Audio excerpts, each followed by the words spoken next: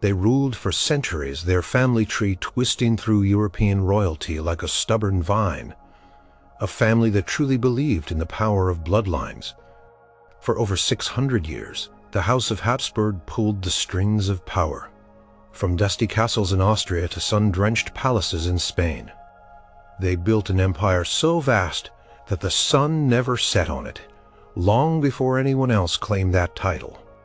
But what if the very strategies they used to conquer the world also secretly shaped your life today in ways you would never guess? What if their obsession with marriage, their religious fervor, or even their family's unique jawline left marks on our planet that are still visible? If you know where to look, these aren't just old tales from history books. These are the shocking and unexpected ways a single family reshaped the world, leaving behind a legacy that still touches our lives. Number 1. The reshaping of Europe's religious map and the intensity of religious conflict. Imagine the year 1517.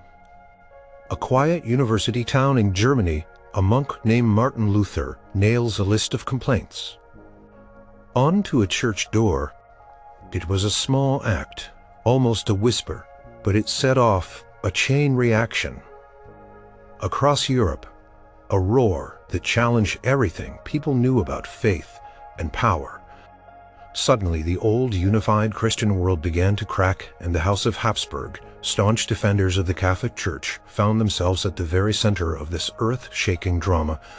Their response would not only determine the fate of millions, but also draw new, invisible lines across the map of Europe.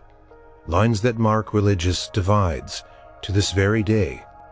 Emperor Charles V, a young man who inherited more land than any European ruler before him, saw himself as God's chosen protector of the Catholic faith. He ruled a sprawling empire that stretched from Spain to Austria, from the Netherlands to vast new lands across the Atlantic. When Luther's ideas gained traction, spreading like wildfire, thanks to the new printing press, Charles felt it was his sacred duty to stamp out this heresy.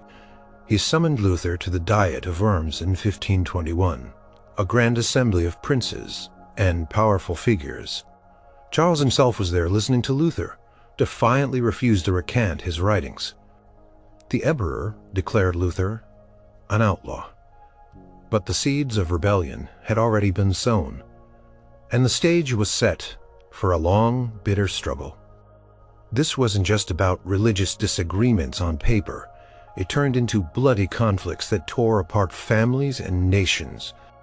The Habsburgs, particularly the Spanish branch under Philip II, became the muscle behind the Counter-Reformation. Philip II, a man of unwavering piety, lived in the Escorial, a monastery palace that reflected his deep religious devotion and his absolute belief in his role as the defender of Catholicism.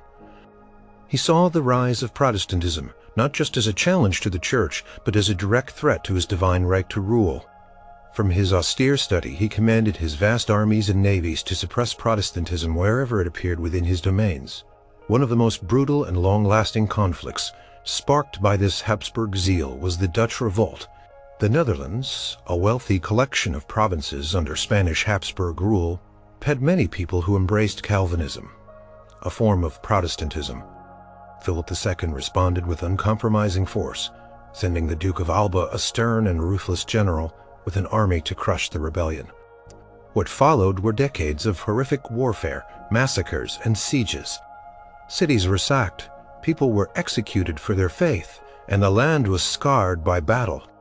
The Dutch fought for their religious freedom and their independence, and the struggle became a symbol of resistance against Habsburg absolutism. The war dragged on for 80 years, leading to the eventual recognition of the independent Dutch Republic, a Protestant nation born from the ashes of Habsburg religious intolerance. This conflict cemented a distinct religious identity, for the Netherlands splitting it from the Catholic Spanish Netherlands, which would eventually become modern-day Belgium. Meanwhile, back in Central Europe, the Austrian Habsburgs faced their own challenges. Bohemia, a key part of their Holy Roman Empire, had a strong Protestant tradition. When Emperor Ferdinand II a fervent Catholic, tried to reassert Catholic control. It led to a dramatic event in Prague. In 1618, the defenestration of Prague, where Protestant nobles threw 2 Catholic imperial officials out of a castle window. This wasn't just a political prank, it was a clear act of defiance, and it ignited the fuse for one of the most destructive wars in European history, the 30 Years' War. The 30 Years' War involved nearly every major power in Europe, all drawn into a swirling vortex of religious, political, and dynastic rivalries. The Habsburgs, as the leading Catholic power and emperors of the Holy Roman Empire, were at the heart of it all. Catholic armies, often funded by Spanish Habsburg silver, clashed with Protestant forces across German lands. Villages were destroyed, crops burned, and populations decimated by fighting, famine, and disease. Historians estimate that in some parts of Germany up to half the population perished. It was a war of unimaginable suffering, driven by a deep conviction on the part of the Habsburgs that they were fighting God's battle. When the dust finally settled with the Peace of Westphalia in 1648, the religious map of Europe had been redrawn. The Holy Roman Empire was no longer a centralized power, but a collection of largely independent states, many of which had the right to choose their own religion, whether Catholic, Lutheran, or Calvinist. This new principle, cuius regio, aegius, religio, whose realm, his religion, meant that the religion of the ruler dictated the religion of the territory. This led to a patchwork quilt of faiths across Germany, a legacy that can still be seen today in regional religious demographics. The peace treaties also recognized the independence of the Dutch Republic and the Swiss Confederacy, further weakening the old Habsburg-dominated order. The long shadow of these religious wars cast by Habsburg policies extended far beyond immediate territorial changes. It solidified a distinct Catholic identity in countries like Austria, Spain, and parts of France, while reinforcing Protestantism in northern Germany, Scandinavia, and parts of the Netherlands. This religious divide impacted everything from education systems to cultural practices, and even influenced later political alliances. The very concept of the sovereign nation-state, free from the absolute religious authority of an emperor, began to take firmer root in the aftermath of these wars, a direct response to the powerful religious centralization attempts of the Habsburgs. The intensity of religious feeling, both Catholic and Protestant, that defined this era was fueled in no small part by the Habsburgs' unwavering centuries-long commitment to their faith, leaving a deep and lasting imprint on the soul of Europe. Number 2. The creation of a globalized colonial empire and its economic aftershocks. Imagine a bustling harbor in Seville, Spain in the mid-16th century. The air crackles with excitement.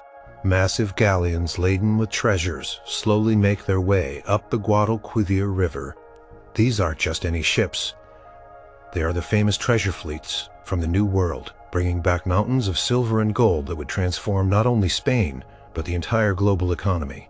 This incredible flow of wealth, and the vast empire that produced it, was almost entirely managed and expanded under the watchful eyes of the Spanish Habsburgs, unleashing economic aftershocks that reverberated across continents. When Charles V became King of Spain in 1516, he inherited the lands discovered by Christopher Columbus and the initial conquests in the Americas. But it was under his reign, and even more so under his son Philip II, that the Spanish Empire truly solidified into a global powerhouse. Conquistadors like Hernán Cortés in Mexico and Francisco Pizarro in Peru had already laid the groundwork, but the Habsburg monarchs orchestrated the full-scale extraction of resources, particularly silver. Potosi, in what is now Bolivia, became a legendary name, a mountain of silver so rich that it seemed endless. Millions of pounds of silver poured out of these mines, often extracted by forced indigenous labor under brutal conditions. This silver wasn't just used to decorate palaces or fill royal coffers in Spain. It became the lifeblood of a new, truly global trade network. The Spanish Habsburgs used this immense wealth to finance their wars across Europe against the Ottomans, the French, and the Protestant rebels in the Netherlands. They also shipped vast quantities of it across the Pacific Ocean. From Acapulco in Mexico, the famous Manila galleons set sail for the Philippines, a Spanish Habsburg colony in Asia. These ships carried American silver to Manila, where it was exchanged for luxury goods from China and India, silks, porcelain, spices, and other valuable commodities. These goods then traveled back across the Pacific to Mexico, and from there to Spain, completing the first major continuous trade route around the entire world. This wasn't just a simple exchange of goods. It was a revolution in global economics. The sheer volume of silver entering Europe caused what historians call the price revolution. With so much silver in circulation, its value decreased, leading to rising prices for everyday goods. This inflation affected economies across Europe, shifting wealth and power and contributing to social unrest in many places. It also created new opportunities for merchants and bankers, laying some of the groundwork for modern financial systems. The Spanish Habsburgs, through their control of this immense flow of silver, inadvertently became the central bank of the world, for a time directly influencing the economic stability and growth of nations far beyond their borders. The global reach of the Spanish Habsburgs extended beyond silver. Their empire incorporated a vast array of territories, each contributing to the imperial economy. The Spanish Netherlands, for example, were a hub of trade and manufacturing, producing textiles and other goods. Parts of Italy, including Naples and Sicily, provided agricultural products and strategic naval bases. And when Philip II briefly united the crowns of Spain and Portugal, he gained control of Portugal's vast colonial empire, as well adding Brazil, parts of Africa, and crucial trading posts in India and East Asia to the Habsburg domain. This momentarily made the Habsburgs truly masters of a global empire, controlling vital trade routes and resources across every major continent. The impact of this economic powerhouse was profound and long-lasting. It solidified the role of colonial extraction in shaping global wealth distribution. The systems of production, trade, and finance, established under the Spanish Habsburgs, laid some of the earliest foundations for what we now understand as global capitalism. The flow of commodities from silver to spices, from silks to sugar, created interconnected markets and supply chains that foreshadowed modern global trade. The very idea of an interconnected world economy, where events in one part of the globe could have immediate and significant effects on another, became a reality under their rule. Moreover, the legacy of this global empire continues to shape the identities and economies of many nations today. The Spanish language, for example, is spoken by hundreds of millions of people across Latin America, a direct result of Habsburg colonial expansion. Many Latin American countries still grapple with the economic and social structures left behind by the colonial era, including vast inequalities that can be traced back to the systems established for resource extraction. The immense cultural blending and exchange that occurred during this period, from new foods and diseases traveling across the Atlantic to artistic and religious influences, also fundamentally involved. The Spanish Habsburgs, through their relentless pursuit of wealth and power across the globe, unwittingly engineered one of the first truly globalized economies, leaving a complex and undeniable mark on the economic landscape of our modern world. Number 3. The enduring legacy of dynastic politics and the blueprint for European power strings. Imagine a Europe where maps changed with every marriage, where a wedding dress carried more weight than a general's uniform, and where royal babies were not just heirs, but joyal chess pieces. For the House of Habsburg, marriage was not merely a personal affair, it was a grand strategy, a meticulously planned game of thrones played out across centuries. Their famous motto, "Let others wage war, you happy Austria, marry. Bella, Gerant Alai, to Felix Austria Noob," was not just a clever saying, it was the blueprint for an empire that stretched from the Atlantic to the Mediterranean. from the chilly North Sea to the scorching plains of Hungary. This dynastic approach to power profoundly reshaped the political landscape of Europe, setting a lasting example for how states would interact, form alliances, and even go to war for centuries to come. The story truly begins to take its epic shape with Maximilian I, who ruled the Holy Roman Empire at the turn of the 16th century. He was a brilliant strategist, not just on the battlefield, but also in the marriage chamber. His marriage to Mary of Burgundy in 1477 was a masterstroke. Mary was the sole heir to the wealthy and strategically important Burgundian lands, which included modern-day Belgium and the Netherlands. This single marriage brought immense wealth, vital ports, and a burgeoning mercantile economy into the Habsburg fold, instantly elevating their status among European powers. It wasn't just land, it was influence, money, and power. The real game-changer came with Maximilian's son, Philip I, known as Philip the Handsome. He married Joanna of Castile, who would later be known as Joanna the Mad due to her mental struggles. Joanna was a crucial heir to the united crowns of Castile and Aragon, which at that time included vast territories in Spain, parts of Italy, and the newly discovered lands in the Americas. This union, seemingly orchestrated by fate, brought together the wealth of Burgundy and the growing empire of Spain under one roof. When their son Charles was born, he was destined to inherit an empire of unprecedented size and complexity. That son, Charles V, became the most powerful man in Europe, ruling an empire on which the sun never set. He inherited the Habsburg ancestral lands in Austria, the rich Burgundian territories, the crowns of Castile and Aragon with their American possessions, and the Kingdom of Naples and Sicily. He was also elected Holy Roman Emperor. This staggering accumulation of power, achieved almost entirely through a carefully planned series of dynastic marriages over just a few generations, sent shockwaves across Europe. No single ruler had ever commanded such a vast and diverse realm. The sheer scale of Habsburg power created an immediate and profound impact on European politics. It forced other nations, particularly France, to react. For centuries, the Valois kings of France found themselves almost completely surrounded by Habsburg lands. This led to a series of bitter and drawn-out conflicts, known as the Habsburg-Valois Wars, fought over control of Italy, the Netherlands, and ultimately dominance in Europe. These wars were not just about territorial gains. They were about preventing one family from becoming too powerful, about maintaining what would later be called the balance of power. Even after Charles V famously divided his massive empire between his brother Ferdinand and the Holy Roman Empire and his son Philip II, who received Spain, its colonies, the Netherlands, and parts of Italy. Their family connection meant they often supported each other in wars and diplomacy, creating a formidable bloc that continued to shape European politics. This division itself set a precedent for how large, multi-ethnic empires might be managed or partitioned. The Habsburg marriage strategy became a model, or at least a stark example for other royal houses.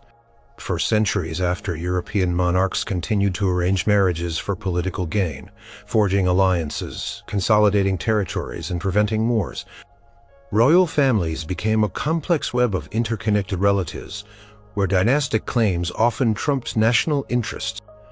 The very concept of hereditary monarchy, where bloodline-determined rule was powerfully reinforced by the Habsburgs' enduring success.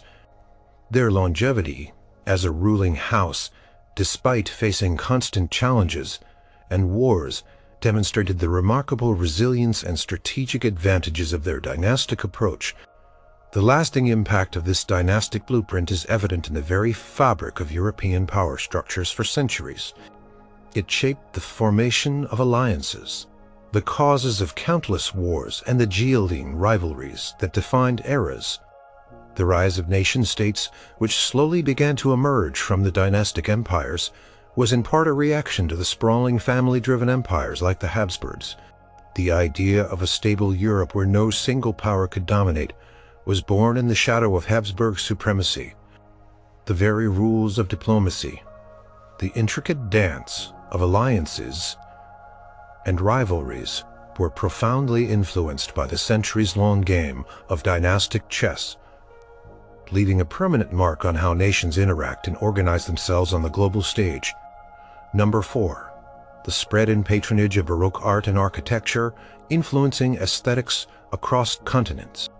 Imagine stepping into a grand church or a magnificent palace, its walls shimmering with gold, its ceilings soaring with dramatic painted scenes, and its statues seeming to leap into life with emotion. This isn't just a building, it's an experience designed to overwhelm your senses, to inspire awe and devotion.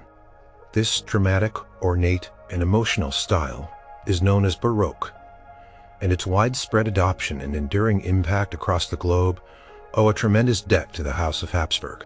They were not just rulers and warriors, they were passionate patrons of the arts, using beauty and grandeur to project their power, solidify their faith, and ultimately shape the very aesthetic tastes of an era.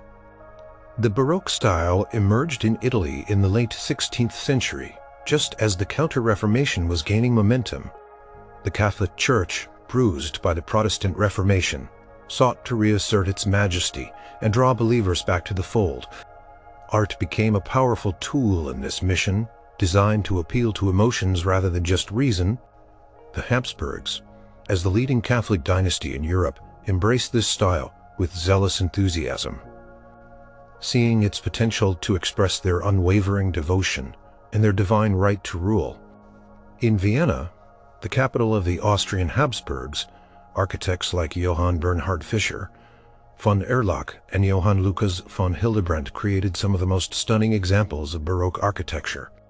Think of the Karlskirche, the opulent Schönbrunn Palace, or the sprawling Hofburg Palace complex.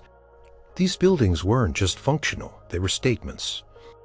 They featured monumental scale, elaborate facades, intricate stucco work, and grand frescoes that seemed to dissolve the ceiling into the heavens.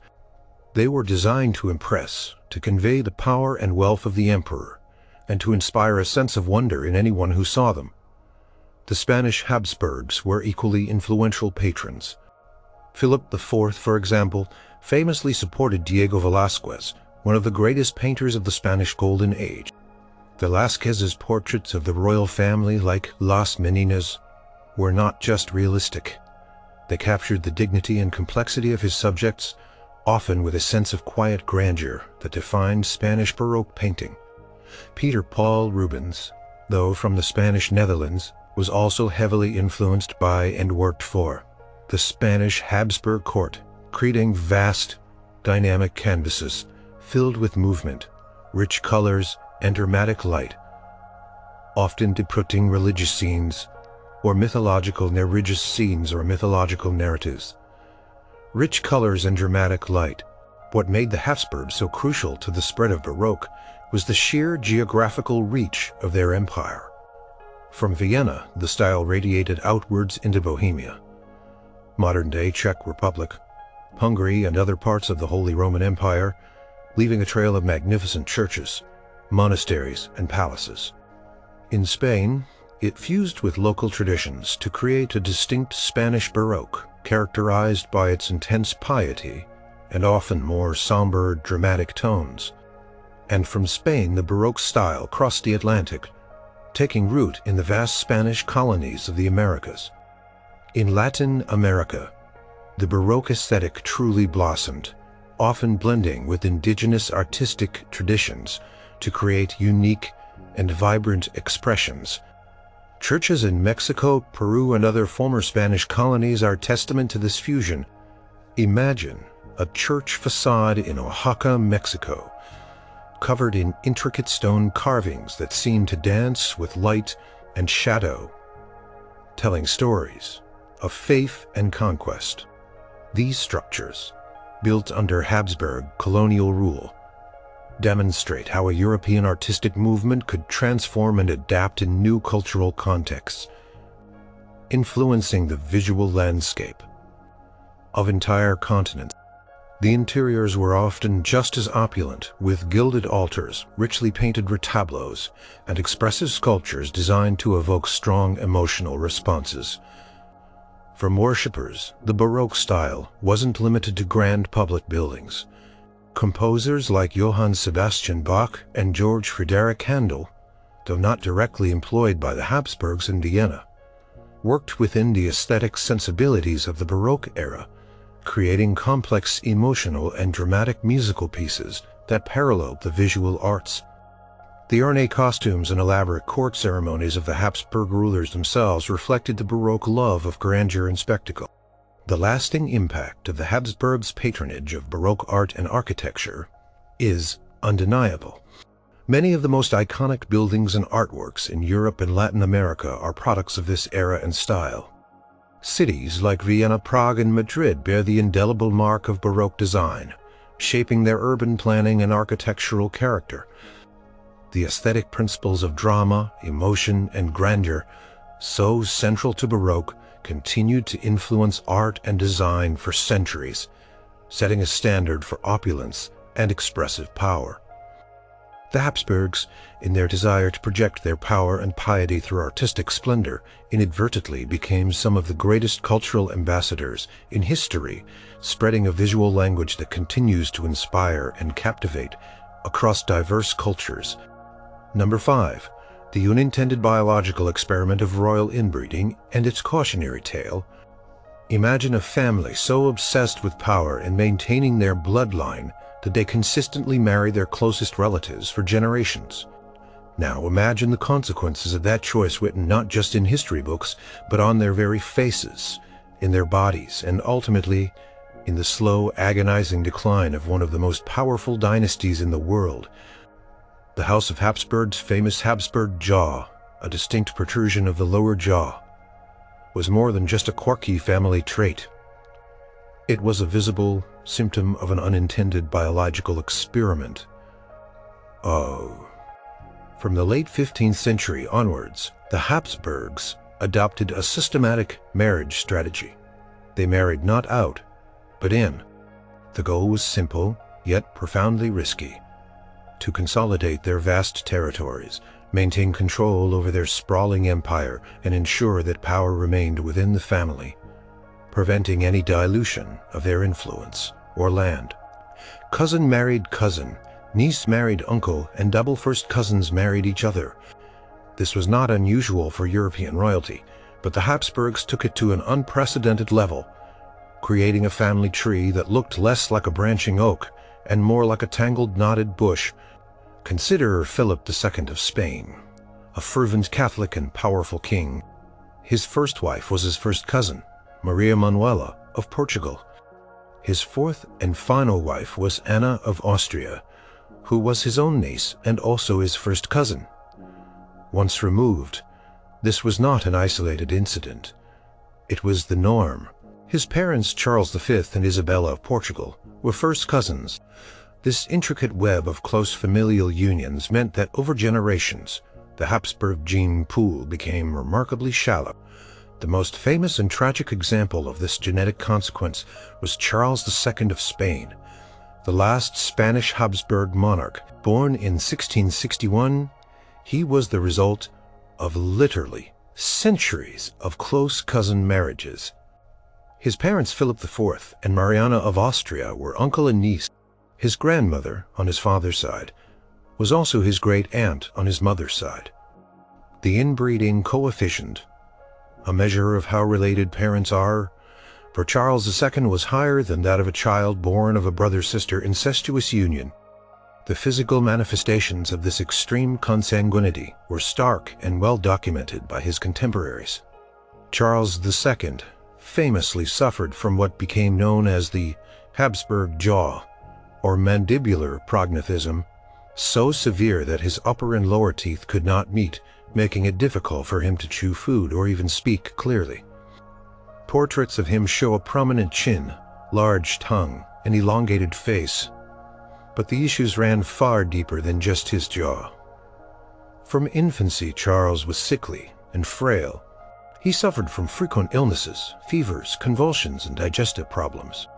He was delayed in walking and talking, only learning to speak by age 4 and walk by age 8.